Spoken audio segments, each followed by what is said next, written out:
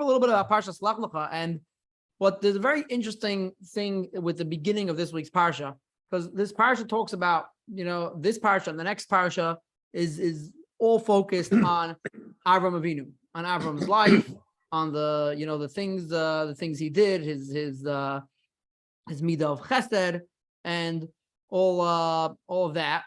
But the interesting thing is where the Torah starts from when the Torah introduces us to Avram Avinu, because we don't really see much about Avram in last week's Parsha. We're introduced to him in this week's Parsha, and the Parsha starts telling us how Hashem commanded Avram, Lech lecha ma'artzecha, go from your father's home, Moladcha, from your birthplace, Beis Avicha, from your father's home, to the land I will show you, and I'll make you great. And that's where we're sort of as far as the written Torah goes, that's where the story of Avram starts, at age 75.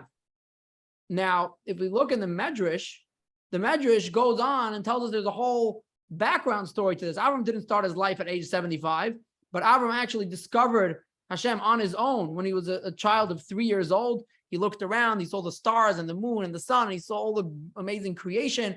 And he said, this couldn't have been done on its own. There must be a creator. And he discovered there's a creator. Later on, the story also told in the Medrash about how his father, Terah, would sell idols because the whole generation were idol worshippers, and he made this whole game. He made fun of the idols. He basically someone came into the store and brought an offering to one of the idols. So Avram went and took this offering, put it in the hands of the large idol, and put like a big bat in his hand. And Avram went and broke all those smaller ones, and then put the bat in the big one's hand. And when his father came back and said, what happened to all the idols? He says, well, someone came and brought an offering to one of the idols, and they started fighting over it. And then the big one came and they got into this big fight, and he smashed everyone. And then his father said, obviously these, what are you talking about? These idols can't move and can't talk and can't do anything. So then I said, okay, so then why do you guys worship them? Then he got in trouble with the Nimrod, who was the king of that time. For him, teaching about Hashem, Nimrod threw him into a kibshan aish, into a fire. He was saved from that. And also in those 75 years, him and his wife Sarah were teaching about Torah. They were teaching. There wasn't a Torah yet, but they were teaching people about God. They were teaching their generation. And when it tells us in this week's parsha, when the Torah opens up and says that Avram left the house of his father, it says that Avram went with his wife Sarah and his nephew Lot, and they took all their possessions. They took the souls that they made in Haran, and that is referring to the people who they brought closer to Hashem. They taught about Hashem. They had a whole following. But what's fascinating is that despite all this very rich life Avram had prior to this commandment of Lech Lecha, in the written Torah, there is not one mention of this whole thing. Torah starts, Hashem told Avram at 75, Lech Lecha ma'artzecha, leave your father's home. And that's where, at least as far as on the surface of the written Torah, that's what we know. That's what we know about Avram. That's where the story begins. That's the beginning of the storyline. So why is this? Why is it that all these fascinating things and great accomplishments Avram had prior to the commandment of Lech Lecha just is not mentioned in the Torah?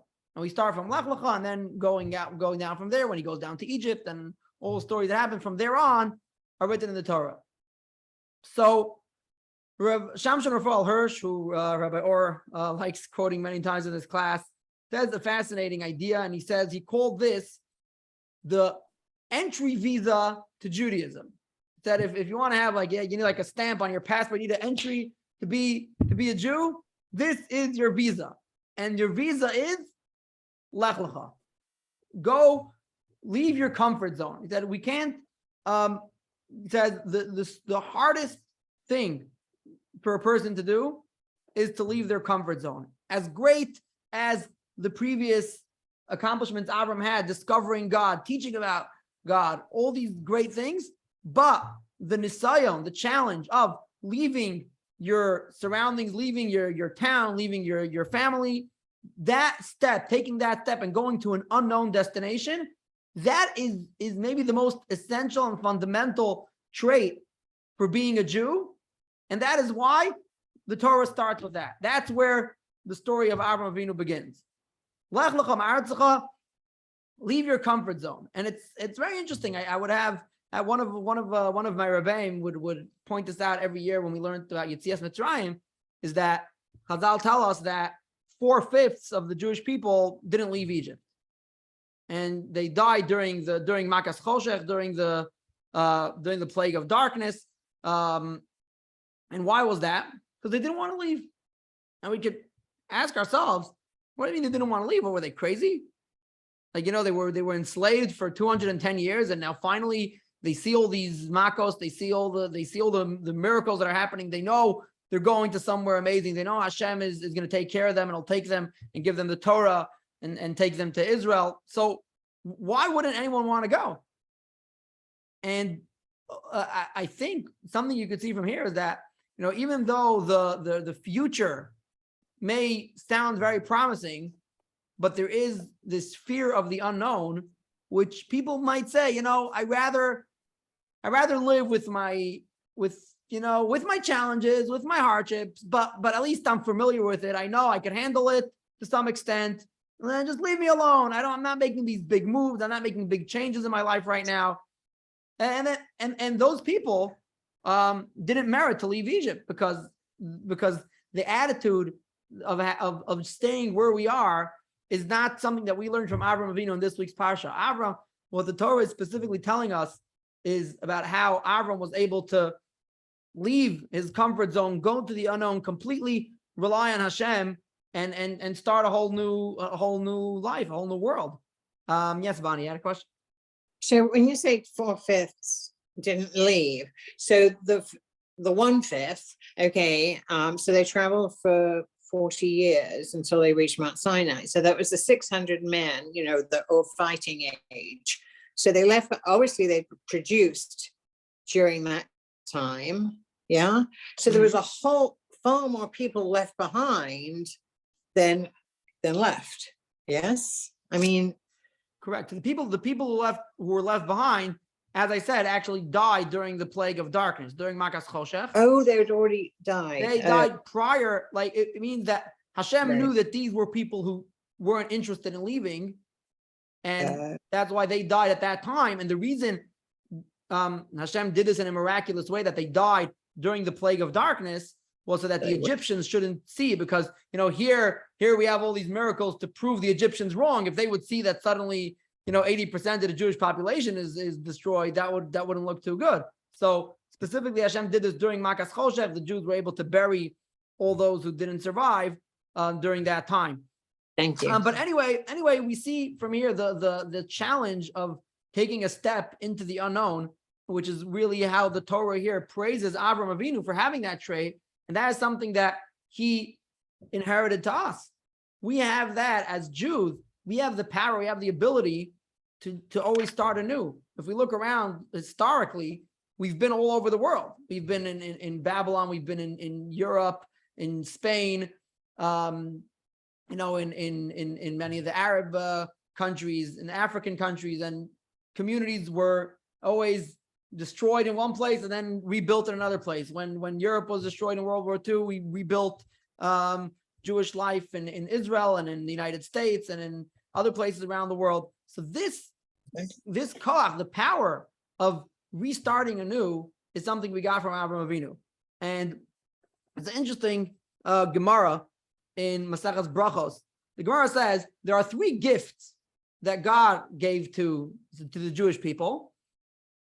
3 gifts, and all 3 of them were given with yisurim, with challenges, with hardships. Now, if we just read that sentence before I tell you what the 3 are, but the sentence itself seems to not make sense. It says God gave 3 gifts, but they were given with hardships.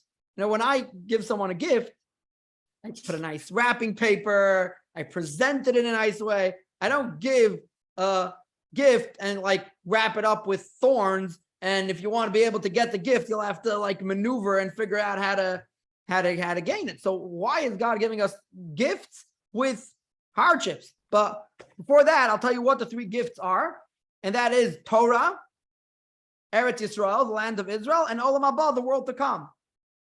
Now, you can just think about these three things, and we can know all of them require a lot of effort to earn them. To study Torah is not easy. It's challenging intellectually. You need the right peace of mind. You need to find the time to do it. Torah is not easy to acquire. Eretz Yisrael is definitely not easy to acquire. There are so many, so many threats we have to live safely in the land of Israel.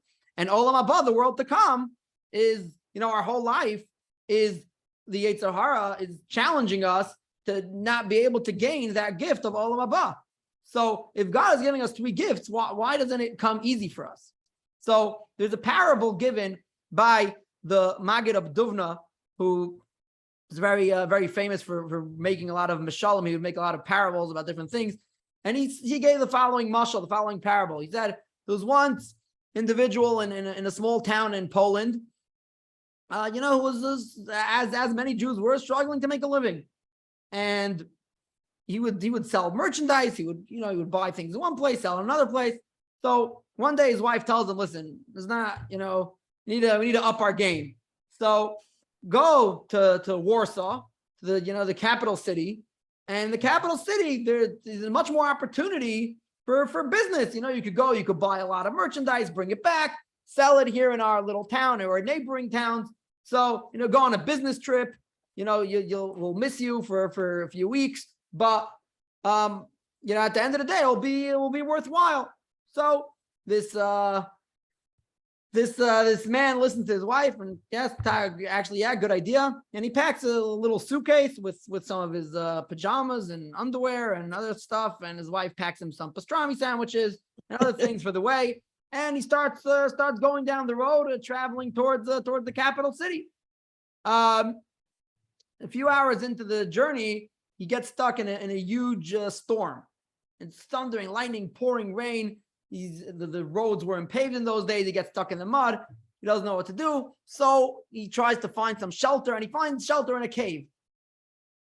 And in this cave, he's walking around, and suddenly he bumps into a box.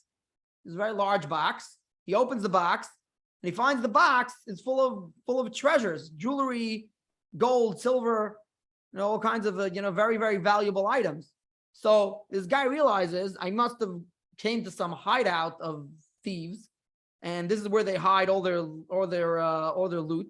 So then the guy tells himself, if they catch me here, they'll probably kill me anyways. So if I'm here, might as well try to take something from what I can over here. So he opens the box and he tries to take the valuable items to be able to take it back home. Then he realizes that, he only has two hands. How much should he take?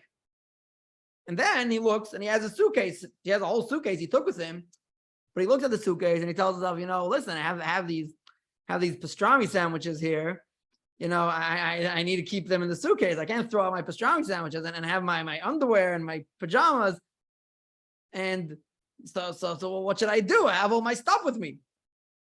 Now, of course, if we were there, we would just scream out to him, you fool, dump the pajamas, dump the underwear, dump the pastrami sandwiches, just fill it up with gold and valuables, and you'll have enough. You could go back to the city and buy enough pastrami sandwiches and underwear for the rest of your life.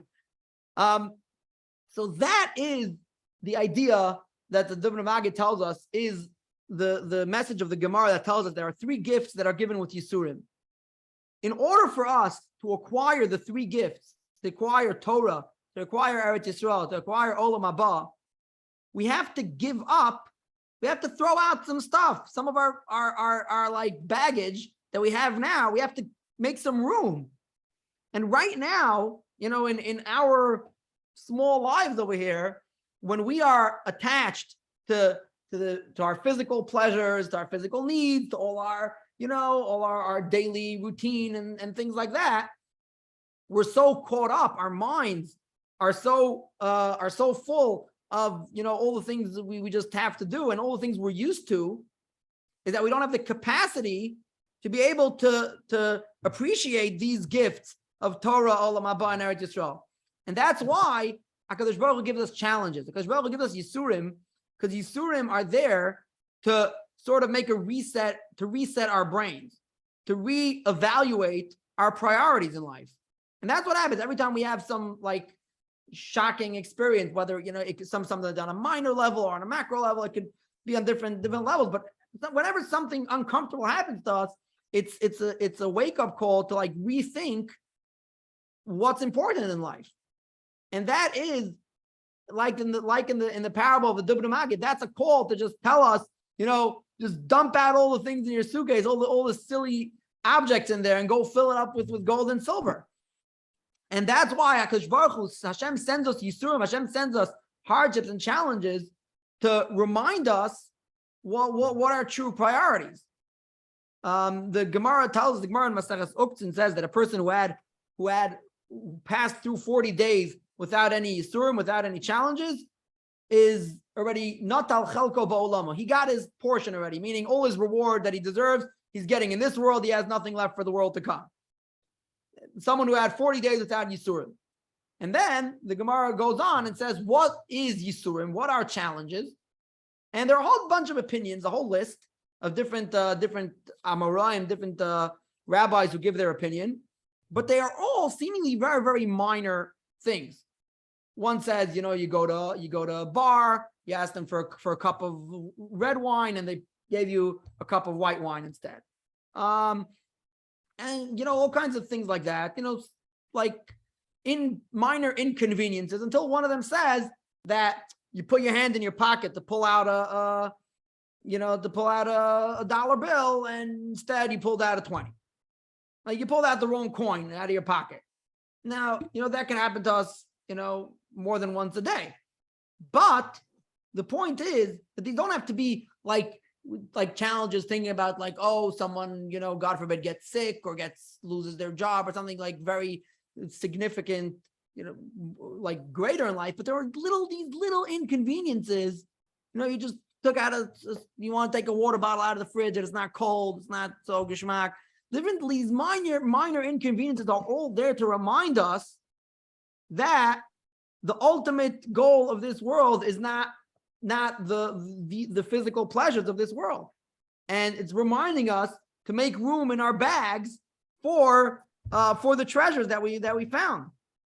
And a very interesting point that I heard from my father, Zechron Livracha, he would say that for these three things that the Gemara tells us that you need to acquire through challenge, through Yisurim, Torah, Eretz Yisrael, and Olam Haba, we find that for these three things, the Gemara uses the term ben, a person who already achieved that goal and belongs to that place is like a son of whatever that is. We find the term ben olam haba, someone who belongs, someone who has a share to the world to come is a ben olam haba. Or we find a ben Eretz Yisrael, someone who merits to live in Israel is called a ben Eretz Yisrael. And we also find the term ben Torah. Ben Torah, someone who is strongly connected to Torah. So my father used to say that because these three gifts are gifts that are acquired through challenge, the challenge is what gives us such a deep connection to these three things. The more we struggle to gain them, the greater connected we are to them once we achieve those goals. And that's why we could be called B'nai Torah and B'nai Eretz Yisrael and B'nai Olam Haba. So this idea of being able to let go of a certain lifestyle we're used to and start a whole new reality, try to connect to a new reality, that is something that we learn here from this first commandment of Avraham Avinu that's mentioned in the Torah of Lech Lecha Ma'aretzecha. Leave your comfort zone, rethink, reevaluate, and start a new life. And HaKadosh Baruch Hu tells Avram later in the parsha, it says, "Vayotze otza achutza vayomer habeit hashamayim." HaKadosh Baruch Hu Hashem takes Avram outside and says, look at the stars and count the stars. And Chazal tells that when he said he took him out, Hashem took him out, he said, say it's tagninus shalcha. Meaning, say the stargazers they used to be able to see the future. and they were all sad that Avram and Sarah won't have children. And Hashem told Avram, when he took him out, he said, go out of that like sort of that like prophecy that's been telling you, that fate that's been told on you that you won't be able to have children. You could go beyond that. And that is where Avram Avinu, we have a concept of Ein Mazal Yisrael. Whatever there is in the cosmic world, there are certain there's the mazel, there's like luck, but we have an ability from Avram Avinu to go beyond that, to be more powerful than our mazel. Another interesting Gemara tells us, also related to this idea of leaving our comfort zone and the hardship to leave our comfort zone. The Gemara tells us that when a baby's born, the baby is crying right after the baby's born. So how come a baby cries when he's born? I'm just gonna, as I'm speaking, I want to share a link here. So I'm just gonna make sure I have it, and if I can't get it right now, I'm gonna send it at the end of the class. I'll put it in the text box so you could all listen to this after. It's a very powerful song you can listen to. But when a baby's born, he cries. The Gemara says the baby cries for two reasons. One is because the baby was studying Torah. There's an angel when a child is in his mother's womb, he's studying Torah, and now he's not studying Torah anymore. But the second reason is because he's leaving his world. He's leaving his comfort zone.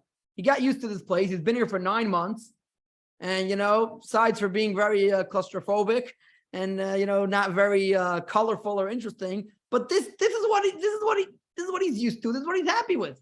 He comes out to this like unknown world. That uncertainty is what makes the baby cry.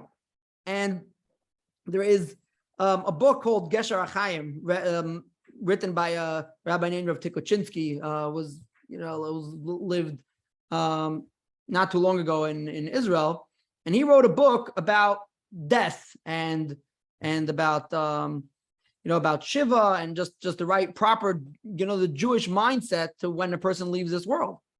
And he gave a parable that it's just like a baby that comes out into the world. The baby's crying because he feels I just lost everything, and in fact, his life has just begun. Right? He thinks he just lost everything because he was 9 months stuck in this, in this little cell, in this prison, and now he's coming out into the world, but he's crying. So too, when a Jew leaves this world, he's not missing out. He's not ending his life. He's actually beginning his life, because this whole world is only a preparation for the world to come. Everything a Jew did in this world, the Torah and mitzvahs, was all to cleanse their soul and prepare themselves to be able to come to the world to come. And now he's finally there. Now he's getting to his end goal, but still he's afraid and he's crying because he doesn't know what's coming. So there's a beautiful song written by A.B. Rottenberg. It's an album called Journeys 1, and that really talks about this parable about how there are like twins in a mother's womb, and they're like having this sort of philosophical debate if this is the world or is there a world to come. And then finally they learn that there is a world to come, but that's just to try to illustrate to ourselves that this whole entire world that we have is only a preparation for the next world.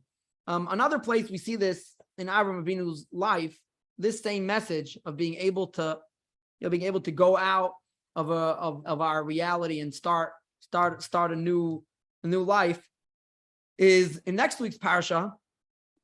Avram is praying to Hashem to save the city of Sodom, and there he tells with one of the conversations he has with Hashem, he says he's being very humble. He says, I'm not worthy to speak in front of Hashem. He says, Anochi afar va'efer. I am dirt. I'm dirt and dust. But the words afar and afer are actually very similar in pronunciation and in writing in Hebrew. The word afar is spelled ayin pei resh, which means dirt, and afer is written aleph pei resh, and that means ash. So Avram is telling HaKadosh Baruch Hu, I am ash and dirt. So, well, besides for just, showing you the simple understanding is he's being humble and saying I'm like nothing. But if we take a closer look, there's actually a very essential difference between afar and afer, dirt and ash. Afer, ash, is the symbol of destruction. You had something, you had life, you had an object, and that object has been completely reduced, completely destroyed, and now there's ash. And ash doesn't have the ability to replenish itself, to recreate itself. Ash is the end. Afar, on the other hand, dirt, is the exact opposite. Dirt is where everything begins. That's where life begins. That's where you plant a seed, and the seed grows and sprouts out and turns into a tree, or even man was created from the earth. Earth is where creation begins. So when Avram is saying, Anochi Afar v'Efer, I am Afar and Efer, what we could learn out of Avram using this term is that every Efer, where something seems to be completely destroyed, completely burnt, nothing left, we could turn the Efer into Afar. What seems to be complete destruction, we have the ability to turn that into a place of reproduction and regrowth. And that's where, Rav Nachman of Breslov was very strong on giving the message of Ein Shum Yeosh Ba'olam Klal. Never give up. Whenever a Jew could fall with different nisyonos, with different challenges, we could stumble many times, but there's always a way up. There's always a way to get back up. And that is the lesson and the message we can learn from this week's parsha from Avram Avinu. When HaKadosh Baruch Hu was telling him, Lech Lecha, after you had this whole life, you opened this whole amazing outreach center in the city of Haran, you have many followers and students, and Hashem will tell you, leave all this. Now I have a new, now's the next step in the game. Now's the next scene is starting now. And this is what we have to, this is the attitude we need to have in our lives. Whenever things happen to us, we have to, if it's restarting, anytime we have to restart something in life, if it's, restarting a relationship or starting a new relationship, moving to a new city, getting a new job, there are always places where we have to, have have the positivity of being able to look forward. And when everything seems to be gone and destroyed, we have the ability to get up from that and move on. And that's what we've done throughout history. The Jewish people have done this like no other nation. The many times we've been able to revive ourselves and continue growing and continue, bringing Hashem's message into the world, no matter how many challenges we face, and on a personal level as well. As many challenges as we have in serving Hashem in the right way, we always have the visa that Rav Hirsch was saying, this trait of being able to leave things behind and starting a new thing. Now Hashem has this mission for me. Later on, Hashem could have a different mission for me in life, but just always going with that attitude is going with Hashem's word. So that will conclude the first part of today's Torah talk. Just gonna see if anyone has questions, and then we could go on to the next part as well. So we're gonna move on. This next part is a little bit philosophical, and we don't have so much time left. I'm just gonna give a small taste of it, maybe. But there is a philosophical question that is asked already by the Rambam, Maimonides, and the Ramban Nachmanides also tries to give his twist on this topic, and this is Hashem has a master plan. There is everything we know, everything happens to us comes from Hashem, but many times there are things that happen to us that are a result of someone else's decision. Many times it could be for the good, Could be for the bad. Someone decides to, give me a gift. So they are like a messenger from Hashem to give me that gift. If someone does something harmful to me, we also believe that this is not the person doing it, but it's a message from Hashem.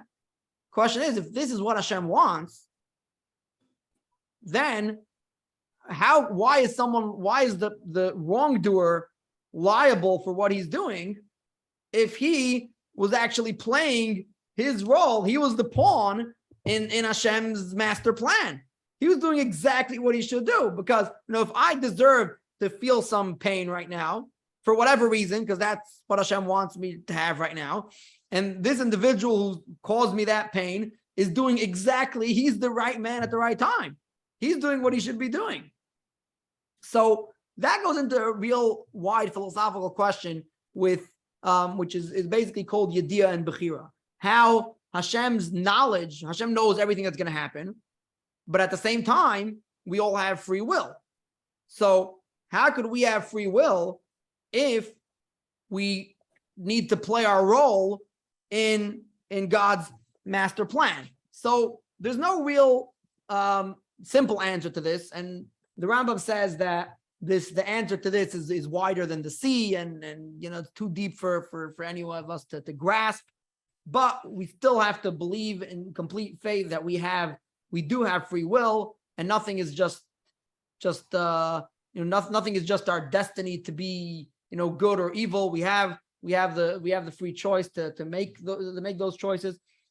But nonetheless, this is mentioned in this week's parsha, when Hashem tells Avraham Avinu that your descendants will be enslaved in Egypt. When Akash Baruch Hu makes this covenant with Avram, a bris bein abasarim, and Hashem says your descendants will go to an unknown land. They'll be enslaved for 400 years, and then and then I will punish the nations that will oppress them, and they will go out with great wealth. This is if anybody's looking for the pasuk, this is in chapter 15, pasuk 14. So Hashem says, and also the nation that they will serve I shall judge, and afterwards, they will leave with great wealth. And we know that that's what happened in Egypt. The Egyptians were punished. They had these 10 plagues. They eventually drowned in the sea, and the Jews came out with great wealth that they got from the Egyptians. The question is, if this was God's promise to Avram, God promised Avram that his descendants will be enslaved. So the Egyptians could come up to heaven and say, hey, God, why are you punishing us? You wanted us to do this, right? You had your reason for the Jewish people to be enslaved, and we picked up the ball. We did it. We seized the opportunity. We're actually, because they could be doing God's will in the greatest way. So there is to answer this question, there's a sort of a philosophical difference between the Rambam Maimonides and the Ramban Nachmanides. The Rambam says like this. I'm reading this. This is in the Laws of Tshuva, chapter 6, halacha 5, and it says like this: Halokasa b'Torah v'avodnu v'inu mosa, harei gazar ala mitzvim la'asos ra. Says how can we say this is in contrast to what he's been teaching in the whole previous chapter about free will, and we all have free will. So he says later on, the Torah itself says that they will be enslaved by another nation. So seemingly God already made it their destiny to be evil. So he said God already gave this prophecy to Avram that the Egyptians will enslave the Jewish people. And then he gives another example. He says more than that. The Torah also tells us in the Chumash Devarim, Hashem also is telling Moshe that eventually the Jewish people will come to Israel, and then they will go after the false gods of the other nations, and then they'll be destroyed. There's this whole there is the tochacha, the rebuke that's given in Parshas Kisavo about what will happen when we leave the ways of the Torah. But we could also say the same thing. If that's been predicted already that that's going to happen, then maybe we didn't have a choice. How does that line up together with our free will of doing the right thing? If it says in the Torah explicitly that the nation will come to the land of Israel, and then will come a point where we will stray after the gods of the other nations. So, it seems to be that God decreed that the Jews will serve idols. So why are we punished for that? Why are we punished if God predicted this already to happen? So says the Rambam. The Rambam says, "Lefishalo gazar al ish ploni hayadua sheyehu hazonim.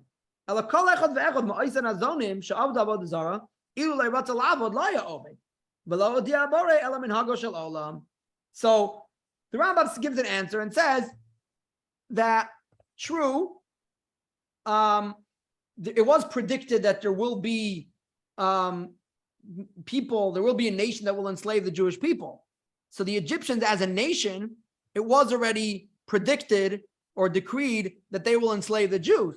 But each and every individual Egyptian had the free will of not going along with the flow.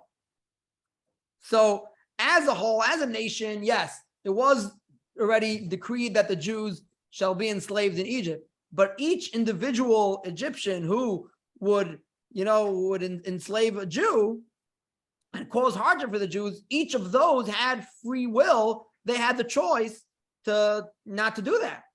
And that's why they were punished for their, for that, for making the wrong choice. And so that is the Rambam's opinion. The Ramban, however, has a different approach, and the Ramban says, no,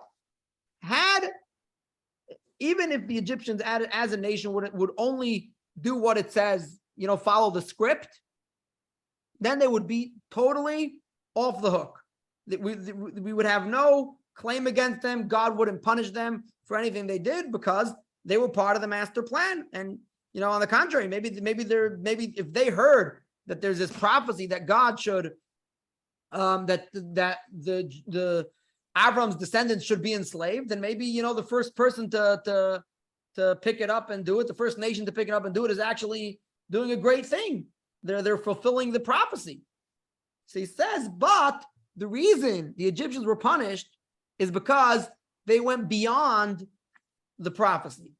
The prophecy was only va'avadim ve'inumos, and the prophecy was only to say that that they will enslave them, but the Egyptians took it too far. They went and threw babies into the Nile. They actually killed the Jewish people. That wasn't part of the plan. They weren't asked to do that. So they went a little too far. For going beyond what they were supposed to do, that is what they're punished for. That's why Hashem is telling Avram in this week's parsha that the nation that enslaved them, I will judge and punish them. And he brings the Ramban also brings other proofs later on in the destruction of the first temple. The same thing with the Babylonians. The king Nebuchadnezzar also, Hashem promised, Hashem told many prophets, Yirmiyah, there were other prophets before the destruction. Hashem said that this is going to happen. The Beis HaMikdash will be destroyed. And the Ramban says the same thing. Had Nebuchadnezzar just come and do his job, just destroy the Beis HaMikdash and take us into exile, then nothing would have happened to him. He's exactly doing his tafkid, his mission, and he's playing his role in God's script.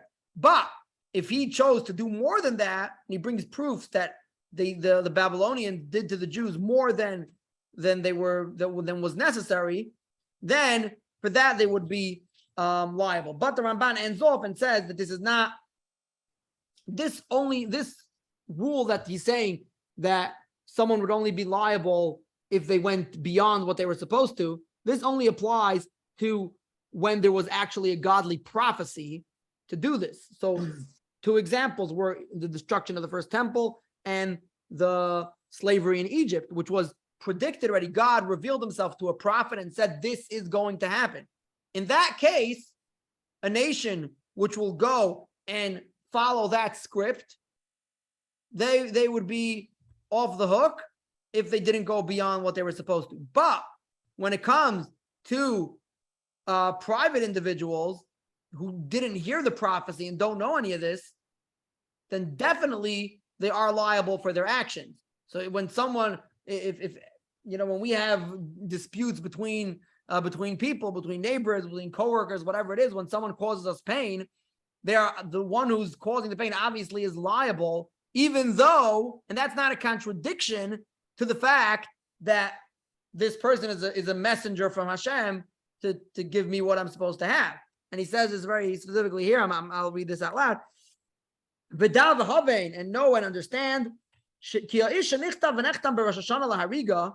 person whose man's fate was inscribed and sealed on Rosh Hashanah, decreeing that he be killed. Lo yinake halistim ahore gosav avur she'asa mashen nigzar alav. When there are God forbid, terror attacks, and there are Jews who are killed in these attacks. So obviously, every single Jew that was killed in these terror attacks, each one had his individual reason that on Rosh Hashanah it was decreed why this person shouldn't live. But that doesn't mean that the terrorist who did this act is not liable for what he did, because obviously he made a poor choice. The Halistim Ahorigoso, Lo Yinake, the bandit who killed him, is not will not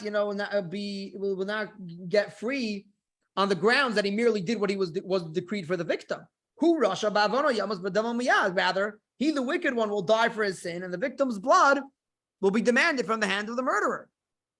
So this just gives us, a small glimpse. Like I said, there's much more to expand on it, but this gives us a small glimpse to this great master plan that Hashem has for the world, and it's something that only HaKadosh Baruch Hu could do, to have the pieces in the puzzle fit in such a perfect way that every single individual will get the exact portion of good or bad, of merit or challenge that they're supposed to get. And Hashem orchestrates this through other individuals, and each one will eventually get what they have to. They'll just end off with the Mishnah in Pirkei Avos that Hillel, the Mishnah says Hillel once was walking by the river, and he saw a skull floating on the river, and he realized that this obviously must be someone who was drowned. And he told the skull, he said, "Al de'atfeit atfuch v'sof metayfayich yetufun," meaning you were drowned for drowning someone else, and the ones who drowned you will be drowned. Now, it doesn't necessarily mean in a literal sense they'll be drowned, but what Hillel was trying to teach us over here is saying that when we see like a small part of the script, we come in and it's like you come in the middle of a show, and you don't understand. You see some guy beating the other person, you're like, what's going on here, right? But if you would see the story from the beginning to the end, you would realize how everything fits in, and it's all part of a much greater master plan. Thank you all for joining us, and hope you enjoyed. We'll see you next week, Bezat Hashem. I'm gonna look for this song that I mentioned earlier. Mhm. Let me see if I can find it here, and I will put it in the chat box so you could all enjoy it. So can we end with one point of confusion? Go ahead. You're talking about all the Bechira, et cetera, but we are taught, and I've heard this a million times, that Hashem is in control of everything except Yerushalayim. Right. Well, if he's in control of everything except Yerushalayim, I don't know where the free will is. And for 20-something years down this journey, I've never been able to grasp any kind of an answer that I understand. Again, so let me just try to understand your question. You're saying, how could it be that everything is in the hands of Hashem besides for Yerushalayim? So, yep. Right. I mean, that is exactly saying the idea of free will, is that then the Yerushalayim is up to us. we need Yerushalayim that's the is. steps those are the steps that we are taking to, whatever is required for us to strengthen our Yiras Shamayim, that's in our hands. Meaning it's not that Hashem will just give it to us just easily. Now, it could be, by the way, I did hear like people ask about this. How if we say Akol B'dei Shamayim Chutz Miras Shamayim, we many times we daven, in davening, we ask Hashem to give us Yiras Shamayim. We ask that. We say every day, you give us your love and your fear. So if it's not in the hands of Hashem, then how could you ask for it? But the answer is It's in the hands of Hashem. And I pick up a baseball bat and bop the guy next to me over the head. right. If Hashem is controlling that, how is that my free will? Okay, right. So that is touching on the Rambam's question, who said that if God knows everything and God has his whole plan, and we're just players in the script, so then why? So how does that work with our free choice? And that, the Rambam says, is beyond our understanding. Again, there could be. So glad. No, I mean, I could think of some options. Okay, I could think of some options, right? That if the guy next to you needed to get bopped on the head, so you chose to bop him on the head. If you wouldn't have done it, then the branch would fall off the tree and give him the bop on the head, right? That's how Hashem has have like plan B and C and D, right? And your free choice actually, fit in to going with plan A. That's just, one answer that obviously could be expanded on. But like we said, this is one of the most philosophical questions in Judaism. And the Rambam says that the answer is wider than we could understand. And there are, there are some of the more contemporary commentators who dive into this topic more. I can maybe try to find some sources on that and share it with you. B'ezrat Hashem. But anyways, I did share a link to the song here in the chat box, so you could click on it and enjoy. Thank you, Rabbi. Okay. Thank you, Rabbi. Have a good night.